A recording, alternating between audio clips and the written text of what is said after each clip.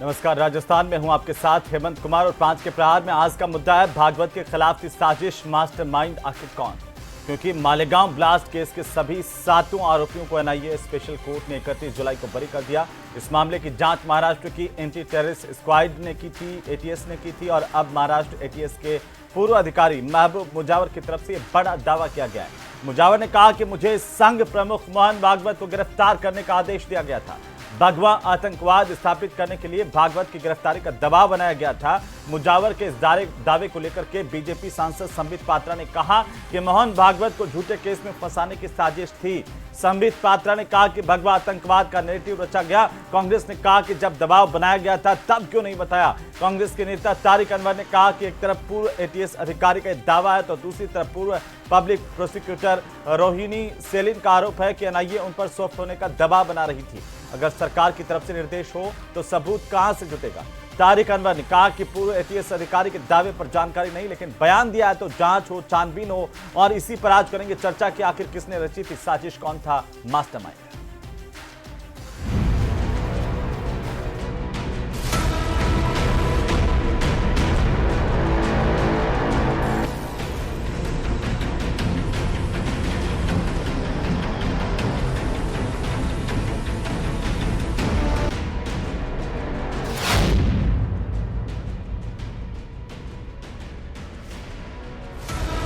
मेरे को कि तुम नागपुर से मोहन भागवत जी को लेके आओगे।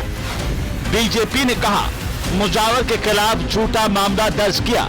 महबूब मुजव्वर जी के ऊपर जो अधिकारी थे, जो बड़े अधिकारी थे, उन्होंने कुछ इल्जाम लगाए। Some damning charges were pressed upon this ATS officer mister Mehboob Mujawar, जिसके कारण से उनकी पदोन्नति अर्थात प्रमोशन भी रुक गई। कांग्रेस ने खारिज किए आरोप कि इस पूरे मामले में सॉफ्ट होना है, वो सॉफ्ट, ये उनको इंस्ट्रक्शन था। तो जब सरकार की तरफ से इस तरह का इंस्ट्रक्शन हो तो फिर सबूत कहां से इकट्ठे किए जा सकते हैं? भागवत के खिलाफ थी साजिश, मास्टरमाइंड कौन? तो आखिरकार क्या वाकई मोहन भागवत के खिलाफ साजिश रची गई थी और एक पूरा नैरेटिव हिंदुत्व के खिलाफ सेट किया गया था? आज इसी पर चर्चा करेंगे। हमारे साथ खास मेहमान जुड़ चुके हैं। सबसे पहले मैं परिचय करवा दूं, अटल खंडेलवाल भारतीय जनता पार्टी के प्रवक्ता हमारे साथ हैं। डॉक्टर सुमित गर्ग हमारे साथ हैं, कांग्रेस पार्टी के प्रवक्ता। एसपी मित्तल हमारे साथ हैं, वरिष्ठ पत्रकार के तौर पर। दुर्गेश मिश्रा हमारे साथ हैं, संघ के समर्थक हैं। आप सभी का बहुत स्वागत है। दुर्गेश जी, आप ही से पहला सवाल कि आखिरकार ये जिस तरीके का बयान आया है पूर्व पुलिस अधिकारी का एटीएस के, कैसे आप इसे देख रहे हैं? कि वाकई मोहन भागवत के खिलाफ इस तरह की कोई साजिश रची गई थी? क्या हिंदुत्व को टारगेट करने की कोशिश की गई थी? जी, उस समय मैं समझने लायक था। तो उस समय जो घटनाक्रम थे उसमें अक्सर एक बार ये भी सूचना आई थी कि उत्तर प्रदेश के एक बड़े कद्दावर हिंदू नेता को भी निशाने पे लिया गया है। संभवतः उसका टारगेट आज के माननीय मुख्यमंत्री जी थे। और उस समय कुछ ऐसा प्रयास अपने शासनकाल के अंतिम दिनों में कांग्रेस समझ गई थी कि अब हमको हमारा पतन है। तो उस समय जितने भी ऐसे संस्थाएं थी जो हिंदुत्व को बल प्रदान करती थी, जैसे हमारे देश की सेना, हमारे संत और हमारे आरएसएस के लोग, सबको निशाना बनाया जा रहा था कांग्रेस की तरफ से। और ये मालेगांव बम विस्फोट जो था, वो उसके बहाने से देश में जो देशभक्ति, राष्ट्रभक्ति और हिंदुत्व को समर्थन करने वाली जितनी भी संस्थाएं थी, चाहे वो सेना हो, चाहे हमारे साधु संत हो और संघ, सबको निशाना बनाने का इनके द्वारा प्रयास किया जा रहा था।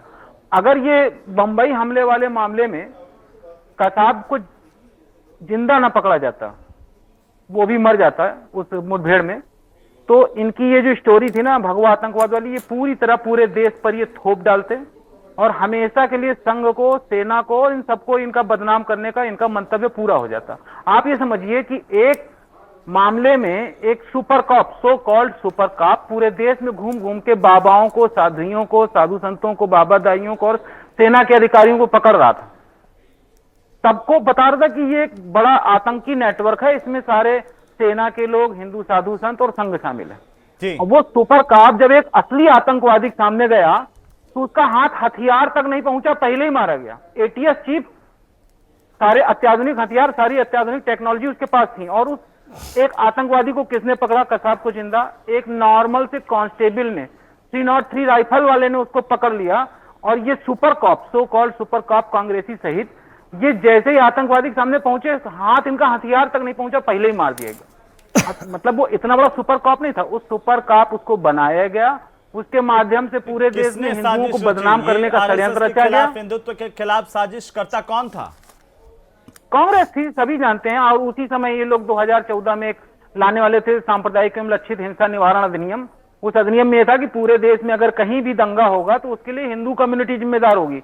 मतलब अगर दंगे के दौरान किसी हिंदू महिला का रेप हो जाए तो उसको उसके ऊपर नॉर्मल धाराएं लगती, लेकिन अगर कोई मुस्लिम महिला का रेप हो जाता तो उसमें एक अलग धार्मिक हिंसा लक्षित हिंसा निवारण अधिनियम भी लग जाता साथ में।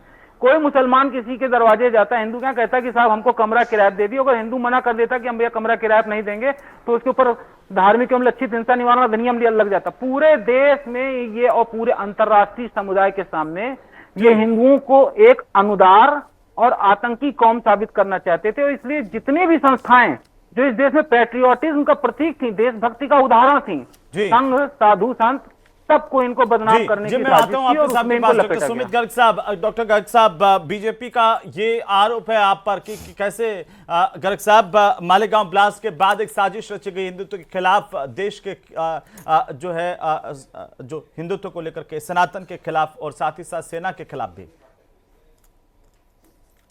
हेमंत जी जय हिंद। जय। हेमंत जी, जहां तक ये बात आज आई है, सबसे पहले तो ये बड़ा दुर्भाग्यपूर्ण है कि एनआईए ने सरकार के इशारों पर काम करते हुए आरोपियों को बचाने का काम किया, कोर्ट से उन्हें बरी कराया। और अभी आप जो स्टोरी दिखा रहे थे तारिक अनवर साहब की, मैं भी वो रोहिणी सालियान साहब का आज इंटरव्यू लेके बैठा हूं, ये इंडियन एक्सप्रेस में छपा है कि किस तरह से देश की जो सबसे बड़ी जांच एजेंसी है उसको सरकार बदलने के बाद नई सरकार ने आके कहा कि इसको बदला जाए, इस पर सॉफ्ट हुआ जाए और जो अपराधी है मालेगांव ब्लास्ट के उनको बचाया जाए। अब दूसरी बात आती है कि साहब जो संघ के लोग थे उनको क्यों बचाया गया, उनको क्यों फंसाया गया? अब हमने नहीं फंसाया। ये तो आपके 10 साल तक जो मंत्री रहे मोदी सरकार में, आदरणीय आर.के. सिंह साहब, जो उस वक्त गृह मंत्री, गृह सचिव थे, उनका बयान था। उन्होंने बोला कि आरएसएस के लोग इसमें सम्मिलित हैं। ये मैं आपको और आपके दर्शकों को उनका बयान सुना देता हूं। जो बयान है तो क्या सबूत है कि संघ के जो कैंप्स है या संघ से जुड़े लोग जो हैं उनके खिलाफ जो उसका जो होता है एक्सप्रेस ब्लास्ट का इन्वेस्टिगेशन पर, मक्का मस्जिद का जो इन्वेस्टिगेशन पर, दरगाह शरीफ ब्लास्ट का जो इन्वेस्टिगेशन पर, इन सब में करीब 10 नाम ऐसे आए जो एक्यूज हो, चार्जशीटेड, जिनका कि आरएसएस से कभी न कभी एसोसिएशन रहा है एज प्रचारक, या कोई न कोई रोल आरएसएस में रहा। ये इन्वेस्टिगेशन के दौरान जो स्टेटमेंट्स हैं विटनेसेस के।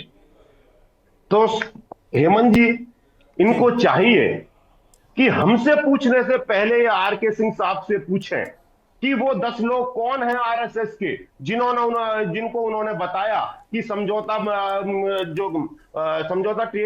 एक्सप्रेस का जो वाकया था उसमें मुलव्विस थे और उसके बाद मालेगांव में भी मुलव्विस थे। तो बात ये नहीं है, बात ये है कि आपने अपनी जो सत्ता है उसका दुरुपयोग करके बिल्किस बानो के जो बलात्कारी थे उनको छुड़ा लिया, आपने इनको छुड़ा लिया।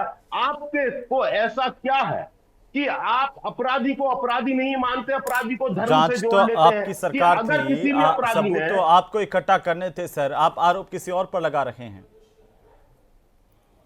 सबूत हमने इकट्ठे किए ना, ये सबूत ही है। मैं कह रहा हूं ये मकोका हमने लगाया, नहीं सबूत इकट्ठे किए तो अदालत में क्यों नहीं साबित कर पाए फिर? हाँ, मैं वही तो बता रहा हूं। और आपने महबूब मुजावर के बयान पर कुछ नहीं बोला, रोहिणी सालियान के बयान को लेकर के सामने आते हैं। अरे मेमन जी, मैं वही तो बता रहा हूँ, आपने कहा ना सबूत की बात, मैं वही बता रहा हूँ। 2011 में मगर ये चला गया एनआईए के पास, 2016 में ये मोदी सरकार आने के बाद मकोका हटा लिया गया। क्यों हटाया मकोका, किसके कहने पर हटाया? वो रोहिणी सालियान का जो बयान है वो इसको स्पष्ट करता है। 2008 से 2011 तक आपने जो सबूत इकट्ठा किए थे वो तो कोर्ट में जाते ना फिर?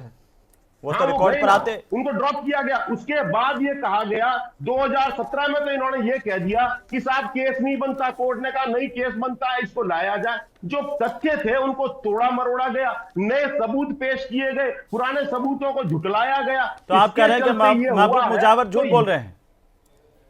जी, महबूब मुजावर के बयान पर क्या कहना है आपका? आप वो झूठ बोल रहे हैं?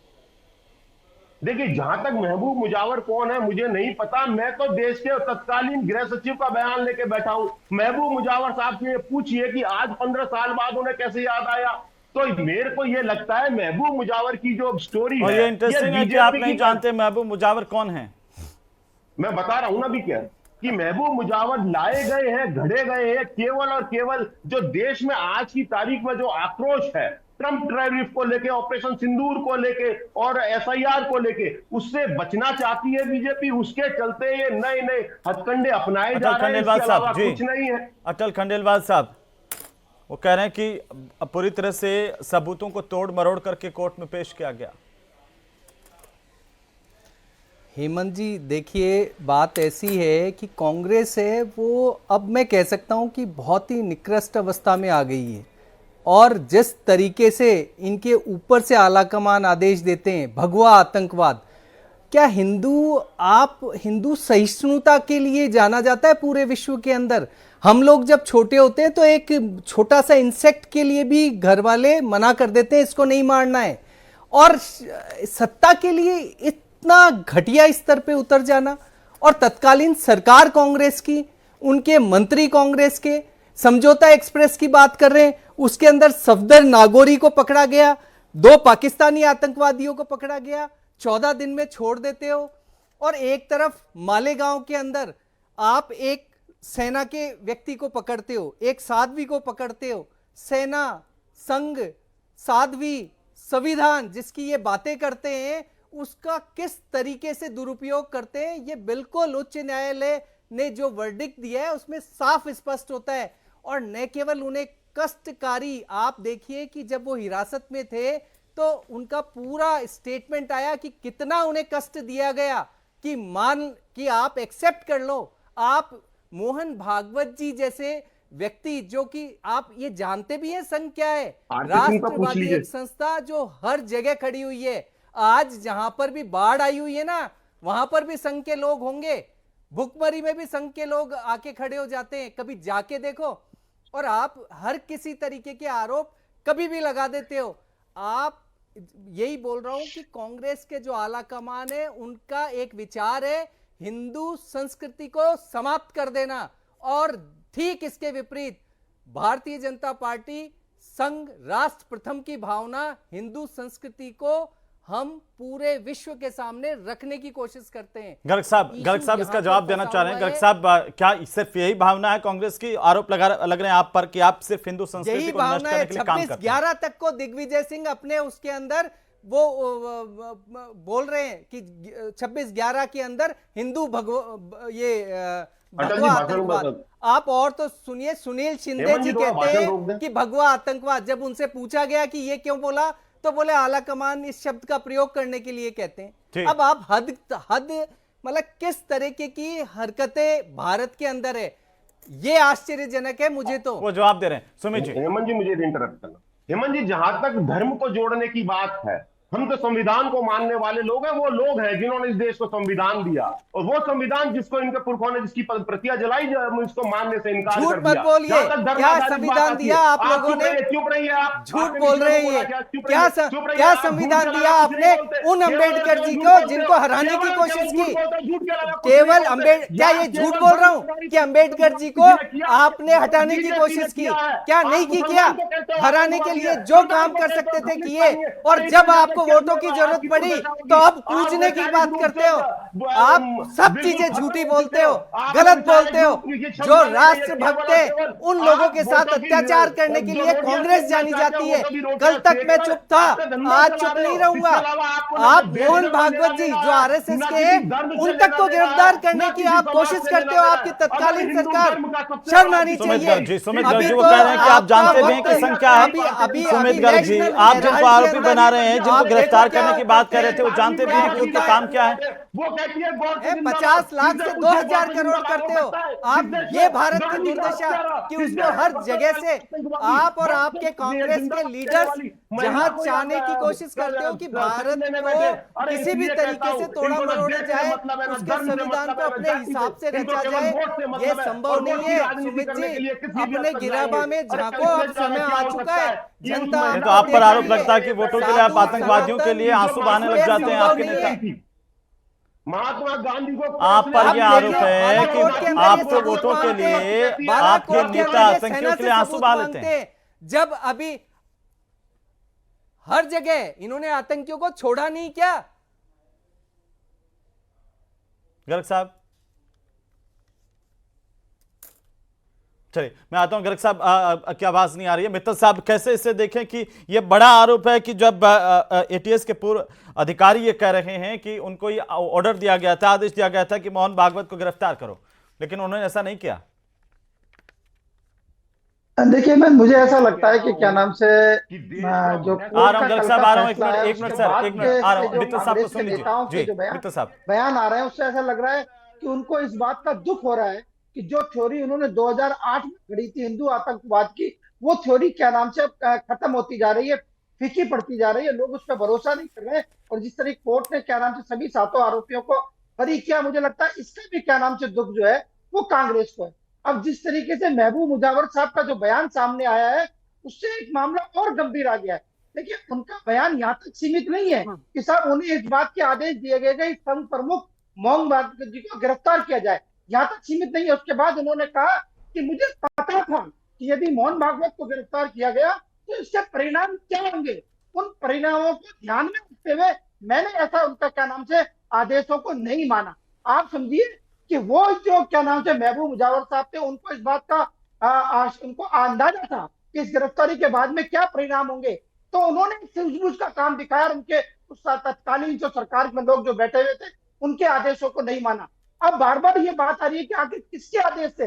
देखिए सब लोग जानते हैं मन कि उस टाइम सरकार को कौन चला रहा था, चाहे वो केंद्र की सरकार हो, चाहे वो क्या नाम से महाराष्ट्र की सरकार हो। मित्तल साहब, लेकिन ये कैसे मान लें कि भाई ये कैसे मान लें कि मुजावर साहब, जो महबूब मुजावर है, वही सही बोल रहे हैं, सत्य वचन कर रहे हैं? 17 साल बाद क्यों याद आया उन्हें? इस पर सवाल नहीं? इसलिए कि वो चूंकि उस जांच एजेंसी के पार्ट थे, उस जांच एजेंसी के क्या नाम से उन्होंने पूरी कार्रवाई की है, तो उनको पता था, इसलिए वो जो कह रहे हैं उसको पता। फिर एक बात और है, अब तक क्या नाम से यही कहा जाता था कि साहब वो जो लोग होंगे जो हिंदू हैं वो इनके दबाव में आ गए। महमूद मुजावर साहब तो इन्हीं के आदमी है, वो जो क्या नाम से जिस धारणा को ये आगे बढ़ाते हैं उसी को मानने वाले लोग हैं। मुझे ऐसा लगता है कि उनकी बात पर भरोसा किया जाना चाहिए। और एक बात क्या जाना चाहिए, वो भी अपने सर्विस के कार्यकाल के दौरान 2 बार सस्पेंड हुए, उन पर भी कई तरह के आरोप लगते रहे। और ये सवाल नहीं उठना चाहिए कि एक अधिकारी पर जिम्मेदारी थी, तब वो नहीं बोले उस बात को लेकर के, और इतने साल बाद वो ये बात कर रहे हैं। चलिए मान लिया कि उस टाइम सरकार थी कांग्रेस की, यूपीए की सरकार थी महाराष्ट्र में, तो इस हिसाब से एक अधिकारी अपनी नौकरी बचाने की बात करता है, लेकिन सत्ता बदल गई थी तब भी नहीं बोले। लेकिन जब भी बोले कब बोले ना, अब जब कोर्ट का फैसला सामने आया तो उन्होंने अपनी बात को रखा है। कल ही तो कोर्ट का फैसला सामने आया और कोर्ट के फैसले के संदर्भ में अपनी बात को आगे रखा है, तो मुझे लगता है कि क्या नाम से उनकी बात पे भरोसा किया जाना चाहिए। हेमंत, मैं इस बात और यहाँ कहना चाहता हूँ कि बार बार संघ और मोहन भागवत को लेकर सवाल उठाए जाते हैं। देखिए संघ ने तो अपने उस्मान एक राष्ट्रीय मुस्लिम मंच बना रखा है, उसके माध्यम से हिंदी मुस्लिम एकता की बात की जाती है। और अभी 2-3 दिन पहले ही दिल्ली के अंदर मुस्लिम धर्मगुरुओं से मोहन भागवत जी ने मुलाकात की है। आप उसके बाद इतना संघ के इतना करने के बाद भी यदि क्या नाम से संघ को टारगेट किया जाए और हिंदू आतंकवाद के रूप में संघ को पेश किया जाए, और जो मुस्लिम आतंकवाद है उसके मुकाबले में हिंदू आतंकवाद को खड़ा किया जाए। दुर्गेश जी, क्या साबित करना चाहते थे उस टाइम के जांच अधिकारी और जांच एजेंसी मोहन भागवत को अरेस्ट करने का आदेश दे करके? देखिए जो मोड्स ऑपरेंडी थी इस केस की, मोड्स ऑपरेंडी मतलब किसी केस को उसमें जो ऑपरेशनल मोड होता है, जो तरीका होता है, उसको मोड्स ऑपरेंडी कहते हैं। कांग्रेस की मोड्स ऑपरेंडी हमेशा ये रही कि किसी भी तरह इस देश में और पूरी दुनिया में जो इस्लामिक आतंकवाद है उसको झुठला करके एक हिंदू आतंकवाद का हवा खड़ा किया जाए। इससे 2 फायदे हैं, एक तो मुसलमान इनको सपोर्ट करेंगे, दूसरी बात, इनको विदेश में जब कभी हिंदुओं के ऊपर अत्याचार की आलोचना होगी तो ये लोग किसी तरह कहेंगे नहीं कि सामने हिंदू भी थोड़े बदमाश हैं, ये साबित करना चाहते थे। अब इसमें देखिए किसको किसको फंसाया गया, साधुओं को फंसाया गया,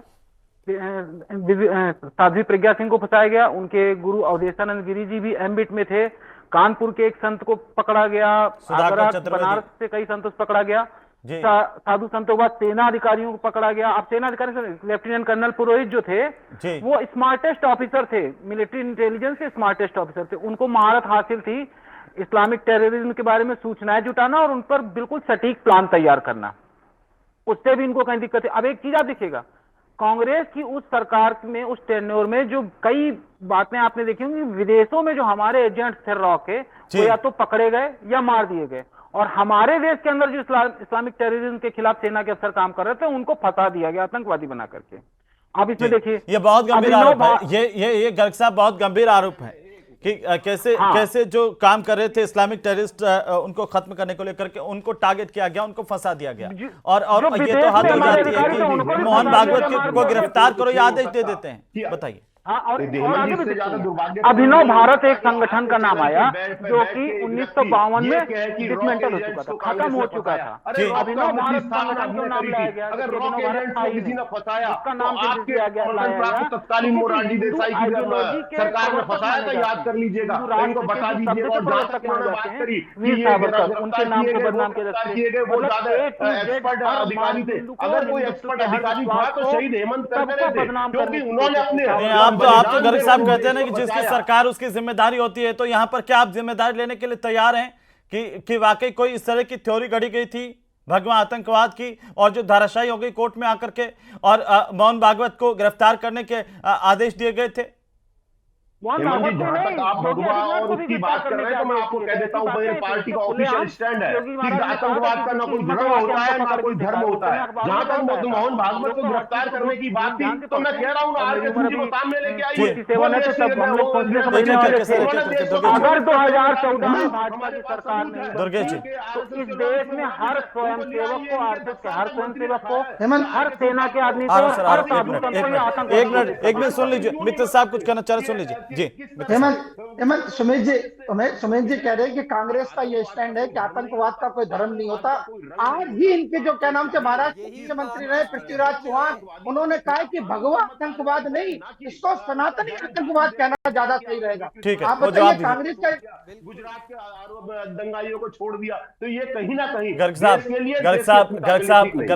साहब आपके मित्र साहब कह रहे हैं कि आज भी इस तरह का बयान दिया है कि ये भगवा आतंकवाद नहीं सनातनी आतंकवाद है। बताइए ये कहा जाए। अब मित्तल साहब को किसने दे दिया मुझे नहीं पता, मैं मेरी पार्टी का ऑफिशियल स्टेटमेंट बता देता हूं कि मेरी पार्टी का मानना है कि कोई आतंकवाद होता है। अगर यही बात अगर ये करते हैं तो मुझे एक बात बताइए हेमंत जी, 1900 के दशक में, 90 के दशक में दुनिया का सबसे ज्यादा विविध आतंकवादी संगठन कोई था तो वो लिट्टे था। क्या उसमें किस धर्म के लोग थे?